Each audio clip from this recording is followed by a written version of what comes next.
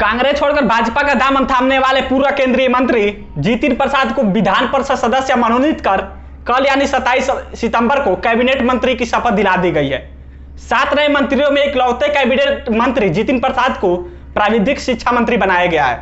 वहीं जातीय संतुलन बनाए रखने के लिए योगी सरकार के मंत्रिमंडल विस्तार में 6 नए राज्य मंत्री बनाए गए हैं।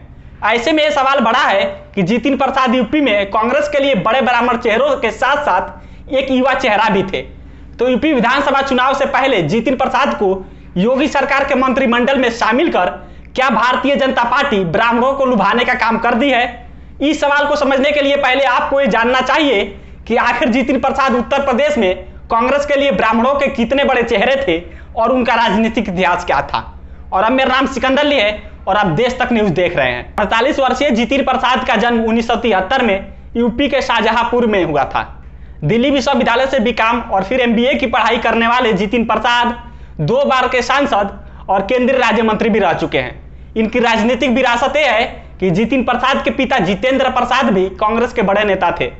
पूर्व प्रधानमंत्री राजीव गांधी और पीवी नरसिम्हा राव के सलाहकार रह चुके जितिन प्रसाद के पिता जितेंद्र प्रसाद ने भी कभी कांग्रेस पार्टी में बगावत की थी।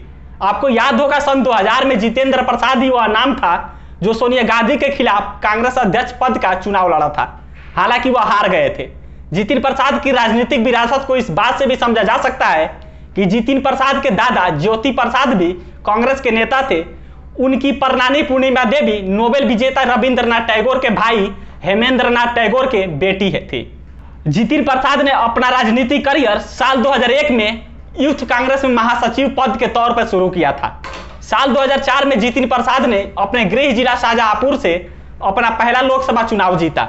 यूपीए सरकार में केंद्रीय राज्य इस्पात मंत्री रहे जितिन प्रसाद ने साल 2009 में लोकसभा धरारा सीट से चुनाव जीतकर दूसरी बार सांसद बने। जितिन प्रसाद साल 2009 से जनवरी 2011 तक परिवहन तथा राजमार्ग मंत्रालय में तथा 19 जनवरी 2011 से 28 अक्टूबर 2012 तक पेट्रोलियम एवं प्राकृतिक गैस मंत्रालय में और 28 अक्टूबर 2012 से मई 2014 तक मानव संसाधन एवं विकास मंत्रालय में केंद्रीय राज्य मंत्री रहे हैं। इसके बाद 2014 का लोकसभा चुनाव में धरौरा लोकसभा सीट से ही जितिन प्रसाद ने चुनाव लड़ा, लेकिन चुनाव हार गए।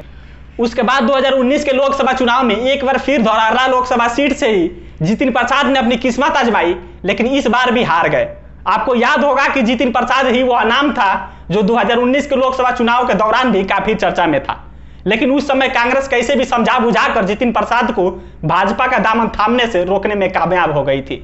ऐसे में यह सवाल बड़ा रहेगा कि क्या जितिन प्रसाद भाजपा की उस जरूरत को पूरा कर पाएंगे जिसके लिए उन्हें बड़ा पद दिया गया है। अब तो ये आने वाला समय ही बताएगा। बाकी हम वीडियो के यहीं समाप्त करते हैं। कैमरे के पीछे अरुणेश खड़े हैं और मैं आपके साथ सिकंदर ली। धन्यवाद।